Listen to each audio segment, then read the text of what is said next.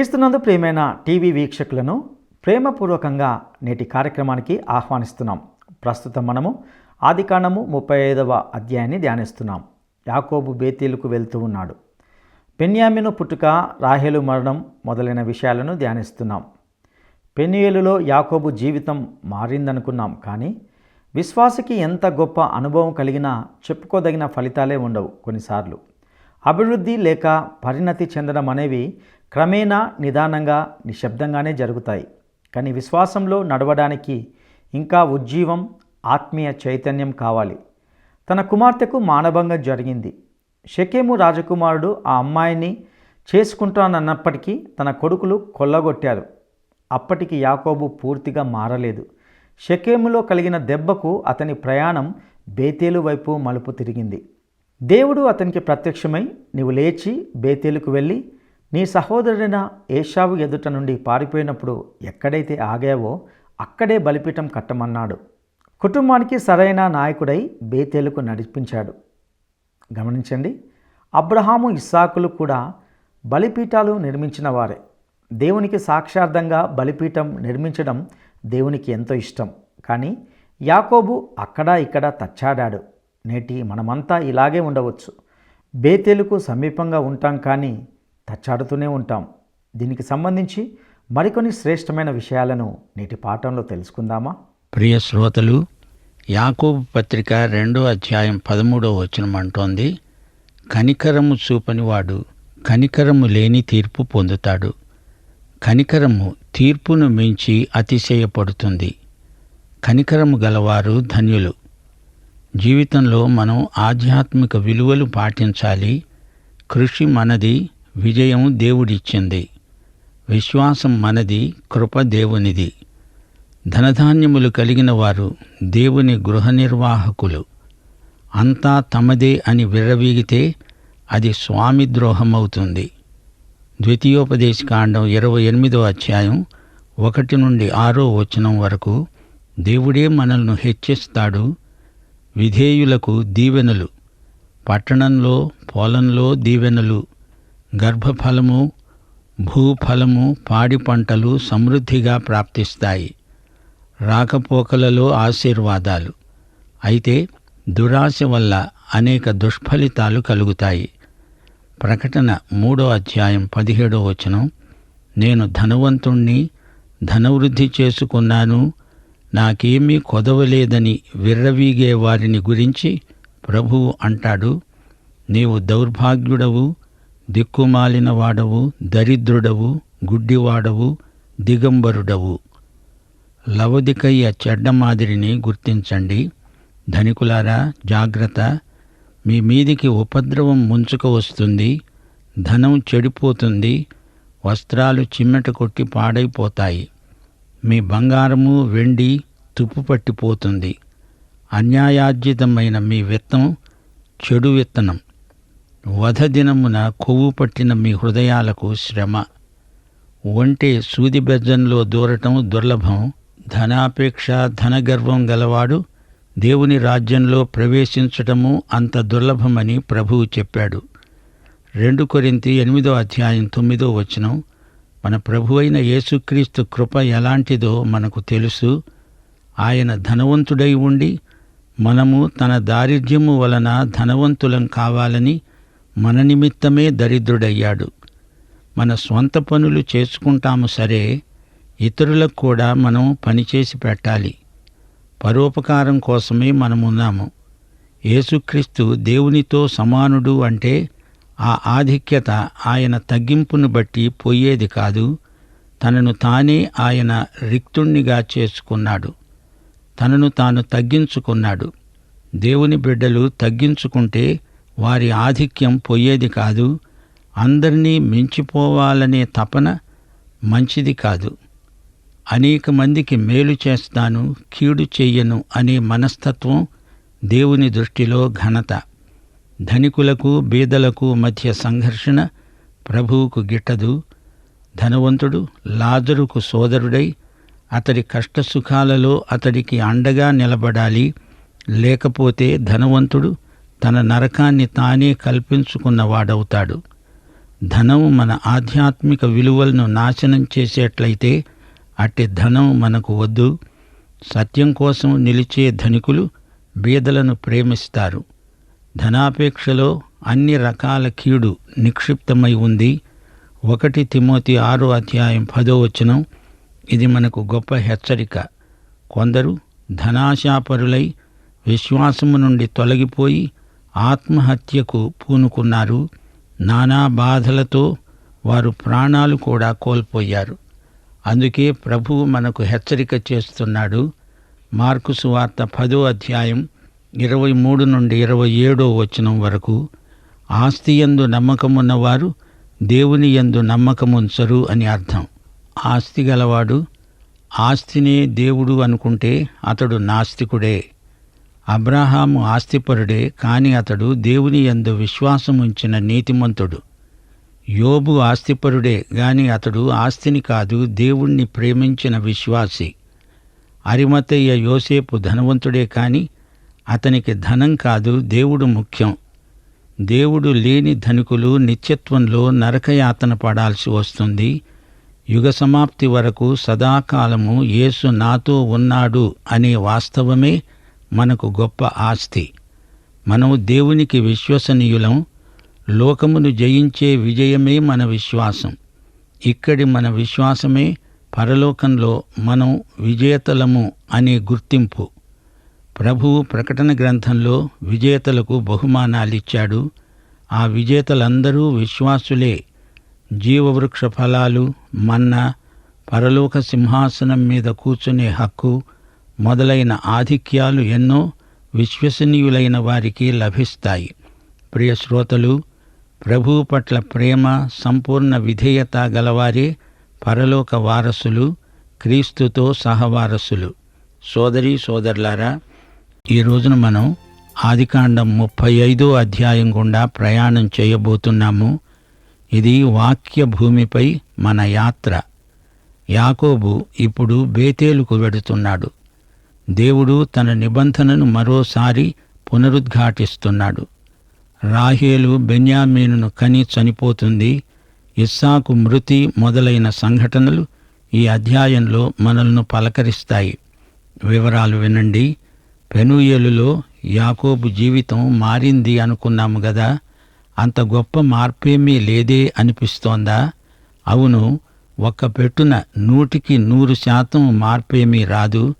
ఎవరికైనా అంతే. 30 ఫలం నుండి 60 అక్కడి నుండి 100 ఫలప్రాప్తి. విశ్వాసులలో మార్పు వస్తుంది.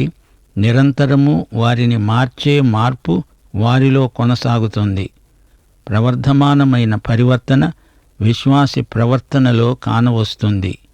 పెనూయేలు యాకోబు జీవితంలో ఒక మైలురాయి. అంతవరకు అతని జీవితంలో స్వార్థం రాజ్యమేలింది. నేను, నన్ను, అంతా నేనే. కాని పెనూయేలులో నేను అనే వానికి, అనగా యాకోబులోని నేను దెబ్బతిన్నాడు. నడుము విరిగింది. అదో కొత్త మలుపు. కారు టైరుకు గాలిపోయింది. అయితే విశ్వాసంతో నడవటానికి ఇంకా అనుభవంలో ఊపు రావాలి. ఏశావు వెళ్ళిపోయాక యాకోబు షాలెముకు వెళ్ళాడు. ఇంకా వెనకటి గుణం పోయినట్లు లేదే. ఏదో స్వంత ఆలోచన అతనిలో పనిచేస్తున్నది. తన కూతురు దీనాకు మానభంగం జరిగింది. షాలేము రాకుమారుడు ఆ అమ్మాయిని చేసుకుంటాను అని ఒప్పుకున్నాడు. అయినా యాకోబు కుమారులు షిమ్యోను, లేవి ఆ పట్టణం మీద పడి జనాన్ని హతం చేసి కొల్లగొట్టారు. యాకోబు వాపోయాడు. ఇదేమిట్రా, నా పేరు పాడు చేశారు, దౌర్జన్యం మనకు తగదురా అంటూ యాకోబు ఎంతో విలపించాడు. అంతవరకు యాకోబు ఇంకా బేతేలుకు సిద్ధం కాలేదు. ఇంకా శరీరానుసారమైన మనస్సు అతన్ని విడువలేదు. అందుకే షాలేములో ఆగాడు. మజిలీ చేశాడు. అతని అహంకారం మళ్లీ దెబ్బతిన్నది. ఈ 11 పిల్లలను అదుపులో పెట్టుకోవడం యాకోబుకు అసాధ్యమైపోతున్నది. లాబాను ఇంటి పోకడలు పిల్లలకు సంక్రమించినట్లు కనిపిస్తోంది. షెకెములో తిన్న దెబ్బకు ఫలితంగా బేతేలు వైపునకు అతని ప్రయాణం మలుపు తిరిగింది.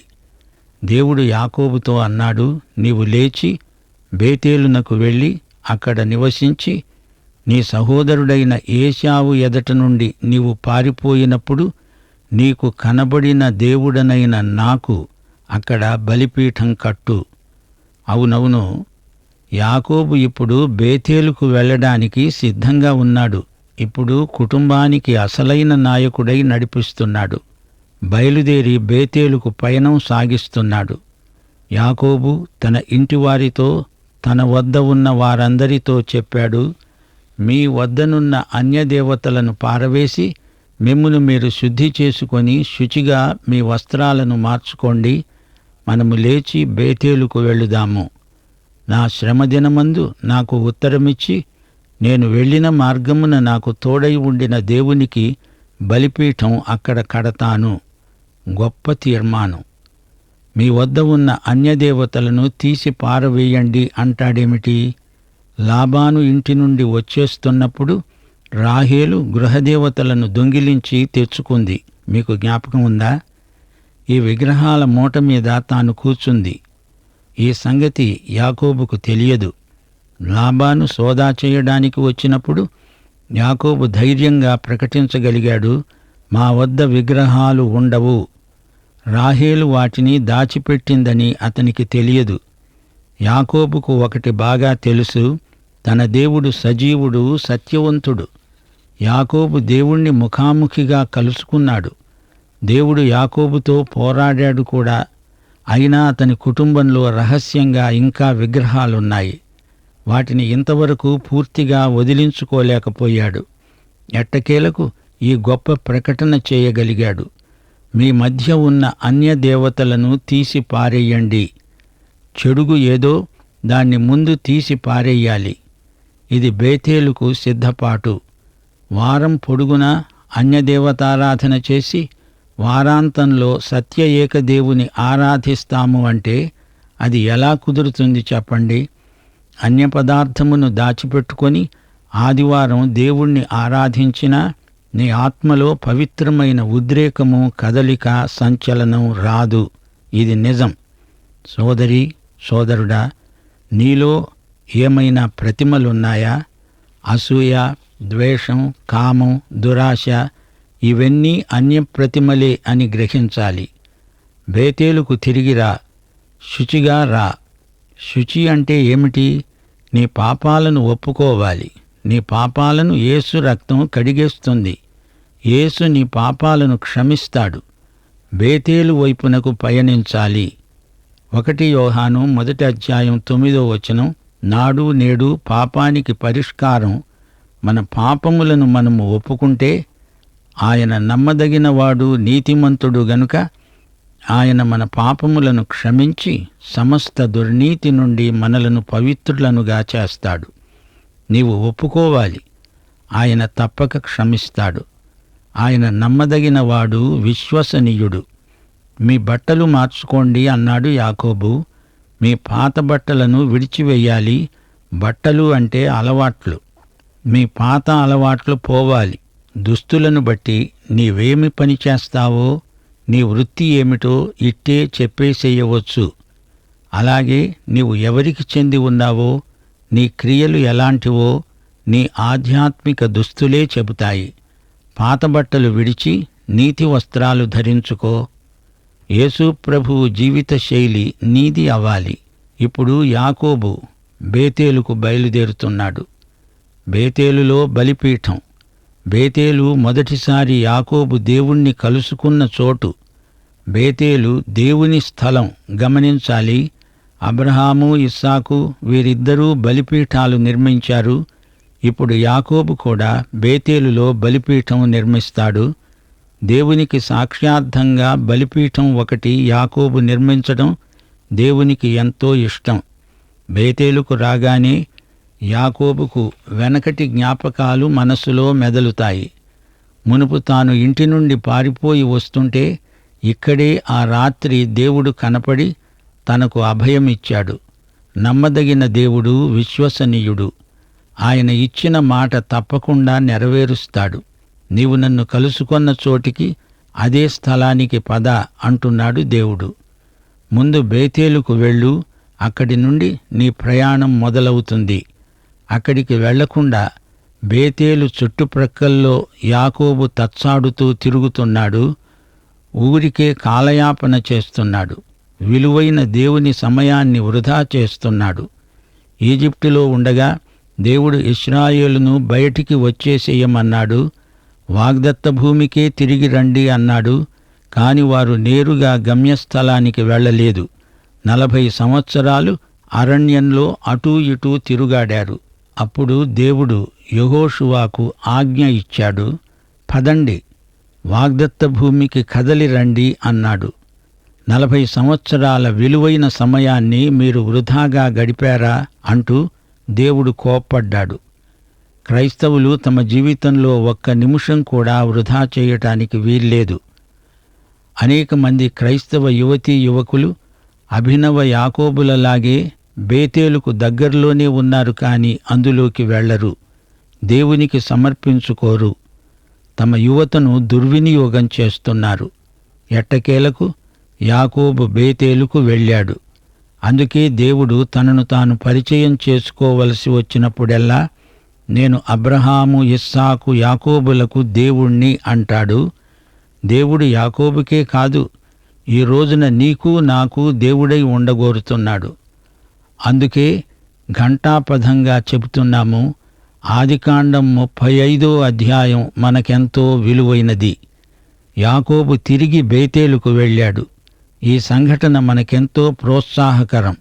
ఈ సందర్భంలో యాకోబు కుటుంబ నాయకత్వంలో కూడా ఒక కొత్తదనం కనిపిస్తున్నది. అతనిలో అధికారం, బాధ్యత మేల్కొన్నాయి. దేవునికి స్తోత్రం. 4వ వచనం.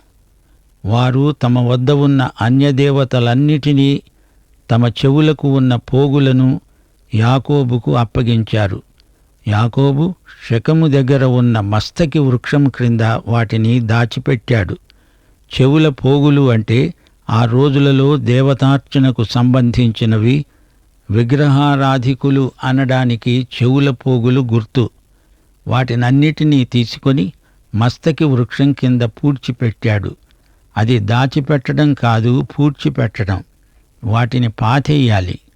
ఇప్పుడు యాకోబు నూతన దృక్పథంతో నడుస్తాడు. పాతదాన్ని పాతిపెట్టాల్సిందే. వారు ప్రయాణమైపోయినప్పుడు దేవుని భయము వారి చుట్టూ ఉన్న పట్టణముల మీద ఉన్నది. గనుక వారు యాకోబు కుమారులను తరుమలేదు. యాకోబు అతనితో ఉన్న జనులందరూ కనానులో లూజుకు అనగా బేతేలుకు వచ్చారు. మొదట ఆ ఊరి పేరు లూజు, అయితే యాకోబు దానిని బేతేలు అన్నాడు. ఈ రోజు వరకు అది బేతేలు అని మాత్రమే వ్యవహరించబడుతున్నది. యాకోబు తన సహోదరుని ఎదటి నుండి పారిపోయినప్పుడు దేవుడు అక్కడే అతనికి ప్రత్యక్షమయ్యాడు గనుక అక్కడే బలిపీఠము కట్టి ఆ చోటికి ఏల్ బేతేలు అని పేరు పెట్టాడు. బేతేలు అంటే దేవుని ఇల్లు, దేవగృహం అని అర్థం. కాని ఇప్పుడు ఏల్ బేతేలు అంటున్నాడు, అంటే దేవగృహము యొక్క దేవుడు. యాకోబులో ఆధ్యాత్మిక పరిపక్వత పుంజుకుంటున్నది అని దీనిని బట్టి తెలుస్తుంది. హెబ్రీ పత్రిక 3వ అధ్యాయం 4వ వచనంలో ఇంటికంటే దానిని కట్టినవాడు ఎక్కువ ఘనత పొందుతాడు అని చెప్పబడింది. దేవుని వరము కంటే వరమిచ్చిన దేవుడు గొప్ప. ఇది ఆధ్యాత్మిక పరిపక్వత. రెబెకా దాది అయిన దెబోరా చనిపోయి బేతేలుకు దిగువన ఉన్న సింధూర వృక్షము క్రింద పాతిపెట్టబడింది. ఆ స్థలమునకు అల్లోను బాకూత్ అనే పేరు పెట్టబడింది. దీనికి అర్థం ఏడుపు చెట్టు. ఈ చెట్టు సంతాపానికి గుర్తు. దెబోరా ఆ సమయమందు యాకోబు వద్దనే ఉన్నది. రెబెకా అంతకు ముందే చనిపోయింది. ఆమె ఎప్పుడు చనిపోయింది మనకు తెలియదు. యాకోబు తన తల్లిని మరీ చూడలేదు. తల్లి తన కుమారుడైన యాకోబును చూస్తాను అనుకున్నది, కాని చూడకుండానే చనిపోయింది. ఆమె దాది వచ్చి యాకోబుకు అతని తల్లి మరణ వార్తను చెప్పింది. యాకోబు దగ్గరే ఉండి చనిపోయింది. ఇప్పుడు ఈ దాది దెబోరా కూడా చనిపోయింది. యాకోబు పద్దనరాము నుండి వస్తూ ఉండగా దేవుడు తిరిగి అతనికి ప్రత్యక్షమై అతణ్ణి ఆశీర్వదించాడు. ఇంతవరకు దేవుడు యాకోబును గూర్చి ఎంతో శ్రద్ధ తీసుకున్నాడు. అతని మనస్సు శరీరానుసారమైనది. రెండోసారి అతణ్ణి బేతేలుకు రప్పించాడు. మొదటిసారి వచ్చినప్పుడు అతడు యువకుడు, ఇప్పుడు వృద్ధుడు. లాబాను ఇంట గడిపిన కాలమంతా వృధా. యాకోబు శరీరాన్ని విత్తాడు, క్షయమనే పంట కోశాడు. ఇప్పుడు బేతేలులో దేవుడు యాకోబును ఆశీర్వదిస్తున్నాడు. నీ పేరు యాకోబు, ఇక మీదట నీ పేరు యాకోబు అనబడదు, నీ పేరు ఇశ్రాయేలు అని చెప్పి అతనికి ఇశ్రాయేలు అనే పేరు పెట్టాడు. దేవుడన్నాడు, నేను సర్వశక్తిగల దేవుడను, నీవు ఫలించి అభివృద్ధి పొందు. జనము జనసమూహము నీ వల్ల కలుగుతుంది. రాజులు నీ గర్భవాసాన పుడతారు. దేవుడు స్పష్టంగా చెబుతున్నాడు, నేను సర్వశక్తిమంతుడను. ఇదే విధంగా దేవుడు అబ్రహాముతో చెప్పాడు. ఇదే వాగ్దానాన్ని అబ్రహాముకిచ్చాడు. నేను అబ్రహాముకు ఇస్సాకుకు ఇచ్చిన దేశమును నీకిస్తాను. నీ తదనంతరం నీ సంతానానికి ఈ దేశాన్నిస్తాను. ఈ దేశాన్ని, ఈ భూమిని ఇస్తానని దేవుడు వాగ్దానం చేశాడు. ఇది వాగ్దత్త భూమి. మూడోసారి ఇదే వాగ్దానాన్ని దేవుడు తిరిగి ఖాయం చేస్తున్నాడు.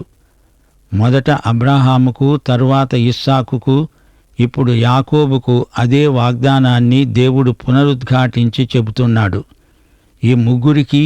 ఈ ముగ్గురిలో ప్రతి ఒక్కరికి దేవుడు తన వాగ్దానాన్ని పదే పదే జ్ఞాపకం చేస్తూ వస్తున్నాడు.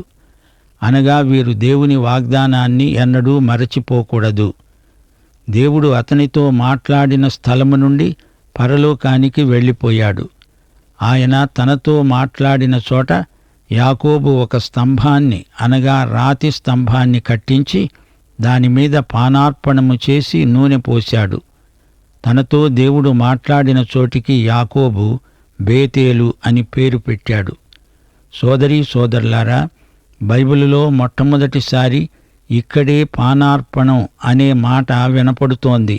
లేవీయ కాండంలో 5 విధములైన బలులు పేర్కొనబడ్డాయి, కాని పానార్పణము అందులో చెప్పబడి ఉండలేదు. అసలు పానార్పణము ఎలా అర్పించాలో, దాని నియమాలు ఏమిటో బైబిలులో ఎక్కడా చెప్పబడలేదు. గాని పానార్పణము అని కొన్ని చోట్ల పేర్కొనబడింది. అనగా ఈ పానార్పణము బహు ప్రాచీనమైనది. ఈ రోజున విశ్వాసులమైన మనకు పానార్పణము ఎంతో అర్థవంతమైనది. మిగతా బలులన్నీ అయిపోయాక వాటిపైన పానార్పణము చేయవలసి ఉంది.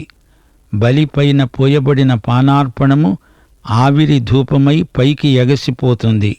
పౌలు ఫిలిప్పీయులకు ఉత్తరం రాస్తూ, నా జీవితము పానార్పణము వలె మీకోసము పోయబడుతున్నది అన్నాడు. ప్రజల విశ్వాసయాగముపై దైవ సేవకులు పానార్పణములైపోవాలి, పోయబడాలి. ఇది ఎంతో గొప్ప ధన్యత. వారు బేతేలు నుండి ప్రయాణమై వెళుతున్నారు. ఎఫ్రాతాకు వెళ్లే మార్గములో మరికొంత దూరము ఉన్నప్పుడు రాహేలు ప్రసవిస్తూ ప్రసవ వేదనతో ప్రయాసపడింది. అంతకుముందు రాహేలు ఒక కొడుకును కన్నది. అతని పేరు యోసేపు. ఇప్పుడు మరో కొడుకును ప్రసవించబోతున్నది. ఆమె ప్రసవము వలన ప్రయాసపడుతుండగా, నొప్పులు పడుతూ ఉండగా మంత్రసాని ఆమెతో అన్నది, భయపడకమ్మా, నీకు కుమారుడు పుడతాడు. అయితే ఆమె కాన్పులోనే మృతి చెందింది. చనిపోతూ తనకు పుట్టిన కుమారునికి బెన్నోని అని పేరు పెట్టింది. బెన్నోని అంటే దుఃఖపుత్రుడు, వేదనపుత్రుడు. అయితే యాకోబు ఆ పిల్లవాణ్ణి బెన్యామీను అని పిలిచాడు. బెన్యామీను అంటే కుడిచేతి పుత్రుడు. చూడండి, ఈ వార్త ఎంత విచిత్రమైనదో. ఆమె చనిపోతూ ఇతడు దుఃఖపుత్రుడు అంటే యాకోబు అతణ్ణి కుడిచేతి కొడుకు అంటున్నాడు. అనగా నా ప్రియ భార్య రాహేలు చనిపోయింది. ఈ పుట్టిన కొడుకుకు అచ్చం తల్లి పోలికలే ఉన్నాయి. నేను ఈ పిల్లవాణ్ణి బెన్యామీను అంటాను, నా కుడిచేతి కుమారుడు. యాకోబు రాహేలును ఎంతో ప్రేమించాడు. అతని జీవితంలో అతని మనస్సుకు ఆహ్లాదము కలిగించినది రాహేలు ఒక్కతే. పద్దనరాములో తాను ఉన్నప్పుడు శరీరానుసారమైన మనస్సు అతనిలో బలంగా ఉంది. అయినా అతడు రాహేలును ప్రేమించినంత మరి దేనిని ఎవరిని ప్రేమించి ఉండలేదు. రాహేలు అంటే యాకోబుకు ఆరో ప్రాణం. ఆమె కోసం ఏమైనా చేస్తాడు, ఏదైనా ఇస్తాడు. ఆమె తండ్రి ఇంట నుండి విగ్రహాలు దొంగిలించి తెచ్చి వాటిని దాచిపెట్టుకున్నా ఆమెను ఏమీ అనలేకపోయాడు. అదే పని లేయా చేసి ఉంటే ఊరుకునేవాడు కాడు, కఠిన చర్య తీసుకునేవాడు. అసలు రాహేలే యాకోబుకు ఒక విగ్రహమైపోయింది. రాహేలు యోసేపును కని ఇచ్చింది, ఇప్పుడు బెన్యామీనును ఇస్తున్నది. బెన్యామీను పుట్టుక, రాహేలు మరణము ఈ రెండూ ఒకేసారి జరిగాయి. ఇది చూచినప్పుడు యాకోబు గుండెలు బ్రద్దలైపోయాయి. మిగతా 10 మంది కొడుకులు ఉన్నా వారి విషయమై యాకోబుకు అంత సంతోషం లేదు. అడుగడుగునా దేవుని గద్దింపు అతని హృదయంలో మారుమోగుతున్నది. 2 భార్యలు ఉండడము దేవుని చిత్తం కాదు. అంతమంది భార్యల శరీరానుసారమైన మనస్సుకు ఇవన్నీ రుజువులు. అయినా దేవుడు క్షమించాడు. రాహేలు కన్న 2 పిల్లలను యాకోబు బహుగా ప్రేమించాడు. దానివల్ల లేయా పిల్లలు యోసేపు మీద ద్వేషం పెంచుకున్నారు. యాకోబు తండ్రి పక్షపాతము వల్ల తనకు ఏశావుకు ఎలాంటి పగ కొనసాగిందో తనకు తెలుసు. సరే, పాఠం ఇక్కడ ముగిద్దాము. దైవాశీస్సులు. ఆమేన్. ప్రియులారా, ఇంతవరకు విన్న ఈ సందేశం ద్వారా దేవుడు మనతో మాట్లాడాడని భావిస్తున్నాం. యాకోబు శరీరాన్ని బట్టి విత్తి దుఃఖాన్ని, అవమానాన్ని, ఆయా చెడ్డ ఫలాలను కోశాడు. ఇంతవరకు దేవుడు యాకోబును గూర్చి ఎంతో శ్రద్ధ తీసుకున్నాడు. రెండోసారి అతన్ని బేతేలుకు రప్పించాడు. ఇప్పుడు మూడోసారి యాకోబుతో ఈ భూమిని ఇస్తానని వాగ్దానం చేశాడు. అబ్రహాము, ఇస్సాకు, యాకోబు ముగ్గురికి పదే పదే ఈ వాగ్దానం జ్ఞాపకం చేస్తూ వచ్చాడు.